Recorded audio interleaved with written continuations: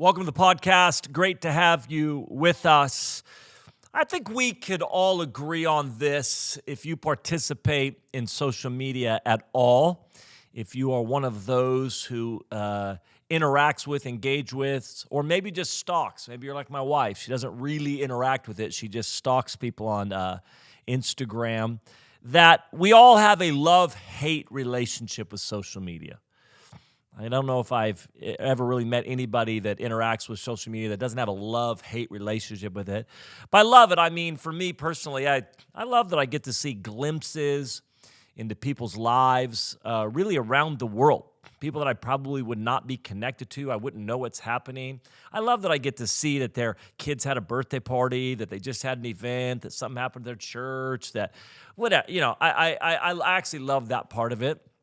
I love that there's different preaching clips I can listen to.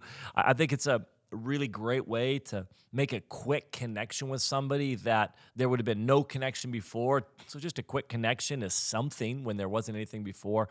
Or just the ability to celebrate people, the ability to kind of just go, come on. Yeah, I mean, I love it, man. Honestly, people post videos of their kids scoring buckets, and I'm like, I'm here for it. Well done.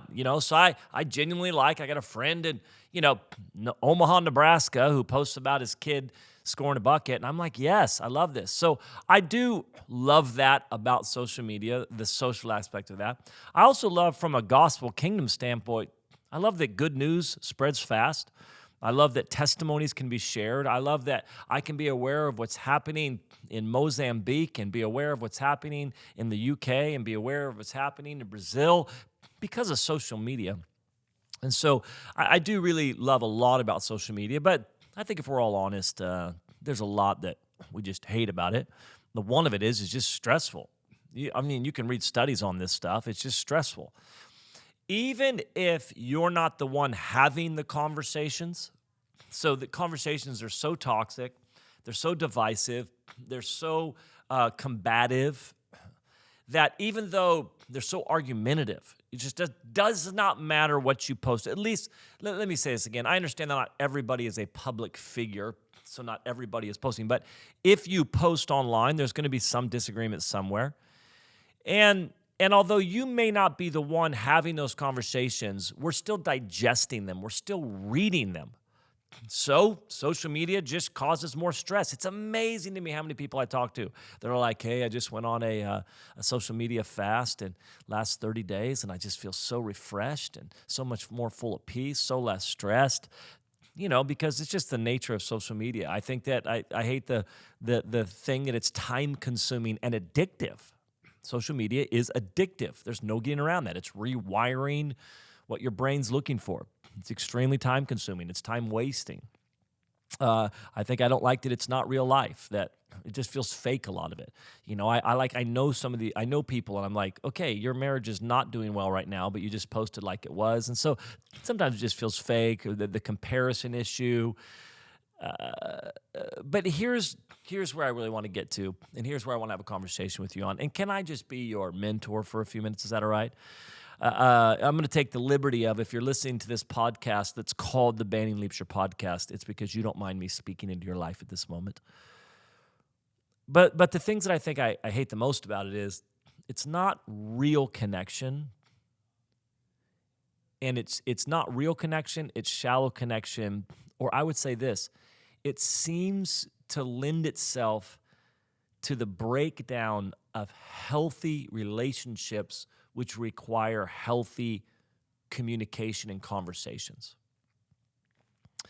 I want to start with this in that, so I want to have this conversation with you because the title of this podcast is just put your phone down, go walk with someone. I think ultimately we need to put our phones down and we just need to go walk with people. And here's why I say that. Not because I'm the anti-social media guy or not because I'm railing against this next wave of whatever, but ultimately, when I study Scripture, I walk away with that God actually created us to interact face-to-face with people. I know the world we live in does not interact with people face-to-face. I have kids. the majority of their conversations happen over some type of device.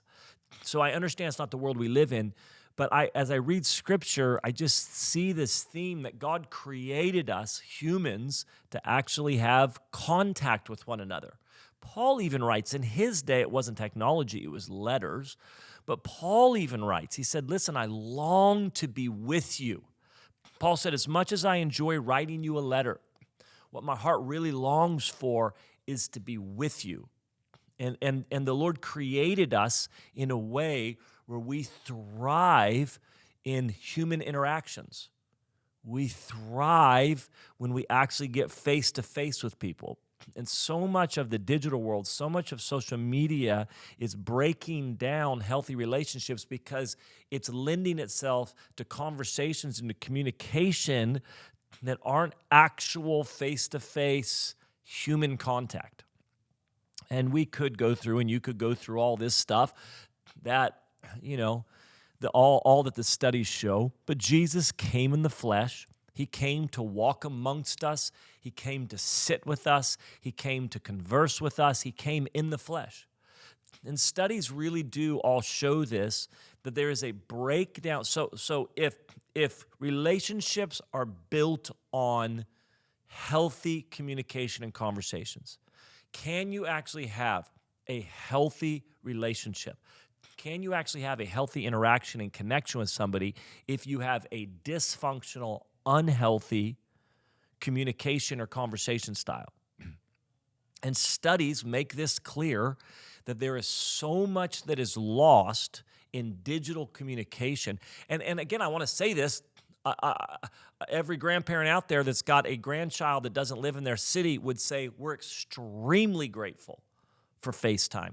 We're extremely grateful to be able to send pictures back and forth. So yes, I do think there's some real benefits that we're able to do, but for that to be the main source, I just think studies show that there's so much lost. When you're in contact with face to face, eye contact matters greatly in communication. Tone matters greatly in communication.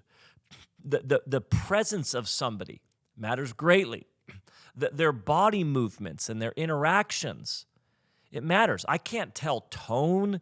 I don't see eye contact. I don't feel your presence there. I don't see body movements. These are all part of how God created us to interact. We're not robots interacting. We have tone to our voice. We have eyes that are communicating something. We have body movements. And then just practically, the reality is if somebody's grieving, an emoji doesn't replace a hug. We know this. I don't have to convince you of this. That if I really wanted to comfort somebody, an emoji isn't the same thing as my actual physical presence and a hug that's involved. A hand on the shoulder. My presence in the room brings a different level of comfort than just a text message or something like that. The reason why I say this is that in the culture we live in, we have to be very intentional about making sure that we are moving towards healthy connections and healthy relationships. So therefore, we need to see properly kind of the state of the world we live in. And I want to say this. I say this all the time when it comes to discipleship. The culture is not the current culture in the Western world. For all of you that aren't in the Western world listening to this, first of all, welcome. Great to have you with us. But in the Western world in particular, the culture does not actually lend itself to discipleship or community. It actually kind of goes against that. When Jesus was discipling people, he was walking with them. It was such a different culture back then. If Jesus said, let's go visit Capernaum, he would, him and his disciples would walk 3 hours to get there. They're walking, they're talking, they're not rushed, they're not moving on to the next meeting. And they're stopping along the way and they're making a fire and they're sitting around the fire and they're interacting. Society was nowhere near at the speed, the breakneck speed, at the rushed feeling that we all experienced. And so when Jesus was discipling people, it was in that context. And then he calls us to disciple people, but we live in a culture that does not help. Therefore, we have to be very aware of that. And then I would say this, building healthy, thriving relationships, which require healthy and functional conversations and communication, just flat out, the current culture doesn't lend itself to that. Let me read something to you, because I think that much of social media interactions, just not all, but much, actually fuel the craziness and disconnect. Can I just show you this right now? I don't think that social media causes what I'm about to read, but it seems to amplify it and throw fuel on the fire. 2 Timothy 3, when it's talking, 2 Timothy, he's talking about at the end times. It says this, but mark this, there will be terrible times in the last days. One translation says perilous. And then here's what he describes. People will be lovers of themselves, lovers of money, boastful, proud, abusive, disobedient to parents, ungrateful, unholy, without love, unforgiving, slanderous, without self-control, brutal, not lovers of the good, treacherous, rash, conceited, lovers of pleasure rather than lovers of God. I don't think that social media puts that in the heart of people, but I can tell you this, there seems to be some type of constraint that gets pulled off of people when they are interacting not face-to-face, but through a device or a keyboard. Boastful, proud, abusive, without love, unforgiving, slanderous, without self-control, brutal. And I'm not talking to the world right now. I expect that from the world. I expect to look around and see not the fruit of the Spirit. But when I'm running into this with actual followers of Jesus who online somehow feel a permission to act in a certain way, and it's because the medium with which we communicate seems to lend itself and seems, we somehow, this is what I'd say, we somehow have taken the biblical standard for interactions and acted like it doesn't count online. Now listen, I'm not here to vent or to rail. I don't have a bone to pick with somebody. I don't have an axe to grind. You like that? Just use two analogies that an old guy would use. I don't have a bone to pick or an axe to grind. I just am realizing as a pastor, we need healthy relationships. We need healthy interactions. We were built for face-to-face, and society is pushing us further and further away from that.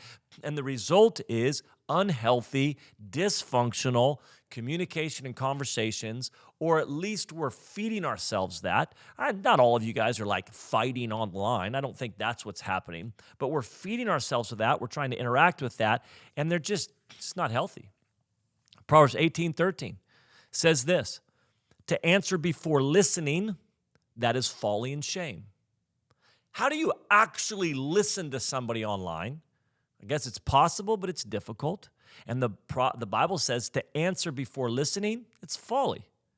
Proverbs 17:27, to the one who has knowledge uses words with restraint, and whoever has understanding is even-tempered.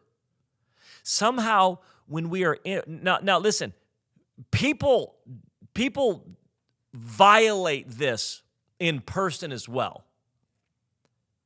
People answer before listening, and they don't use their words with restraint. They're not even tempered in their actually, or what I would say, Proverbs 29:20 says, do you see someone who speaks in haste? There's more hope for a fool than for them. So hear me on this. People for thousands of years have obviously spoken haste, have not measured their words, have not been even-tempered, have answered before listening. What I'm saying is that it seems to somehow be accelerated on social media, on interactions online, that people somehow have completely abandoned some of this biblical principles of what wisdom looks like in interacting with people, and they somehow think, well, Proverbs applies when I'm in person, but not online. Here's the reality. So my goal really is this. Most of your interactions with people should be face-to-face. The majority of your interactions should be walking with people. The way that we handle conflict, the way that we wrestle through things, The way that we do all this is face to face. I think a couple things. One is online. You just really, it's so easy to dehumanize people. It's just so easy to act like the person I'm having a conversation with isn't an actual human that deserves honor and love and was created in the image of God. It's amazing to me, godly people that I know and just Christians who they speak to people in such a dehumanizing way that they would never do in person, ever. That they give themselves permission to be sarcastic, to be cutting, to be careless with their words online in a way that they would never do in person. And the reason I think so is because online really seems to dehumanize people. I had a friend who played in the NBA for years and was a veteran, played 13 years in the NBA. And I remember he was never on social media, but I would kind of follow when he was in the prime of his career. I would kind of follow all the Twitter was really the big thing back then, and kind of follow what everybody's saying about him on Twitter. And what was amazing to me, and I would tell him because he didn't have social media. I'm like, this guy had this, and it was good. It was good. It was mainly good. But then every once in a while there'd be just statements about him, and I realized, oh my gosh, these fans don't actually think these players are people. They don't actually think they're human beings with emotions. So they just say whatever they want to say. That's sports. I guess that's the price you pay to make that money. But at the end of the day, when we as believers treat other believers like that, when we're no better than just some fan who's saying some careless, horrible thing about one of the athletes on their team, when we're actually interacting like that, there's a problem. Get face-to-face with somebody. Actually see the humanity in them. Actually see the God's image that they're in. That we love them, we honor them in the midst of all, even in the midst of disagreements. I think number 2 online, so easy to make assumptions. Oh my gosh, so easy to make assumptions. You've got however many characters, however many space to say something, you say it, and you immediately assume you know exactly what they're talking about. You immediately assume you know what they meant. You knew how they meant it. We just make so many assumptions online. It's really amazing. It's amazing to me how many times I'll do something, and then online, there's just people that just assume, or you play a 60-second clip from a 20-minute podcast, and there's just so many assumptions. It's harder to make assumptions when you're face-to-face with somebody, and it's easier to ask questions. What do you mean by that? What's happening there? There's just a rhythm of just face-to-face interactions and conversations that just don't happen online. And the third one is there's no context for somebody's life or where they live online. When Stephen Covey says, seek first to understand, then to be understood, that just doesn't exist online, it feels like. It just doesn't exist. You have no idea what that person's walking through. So sometimes when you're with somebody and you can see tone and eyes, or you can hear tone and see make eye contact and body movement, or you understand what they're going through.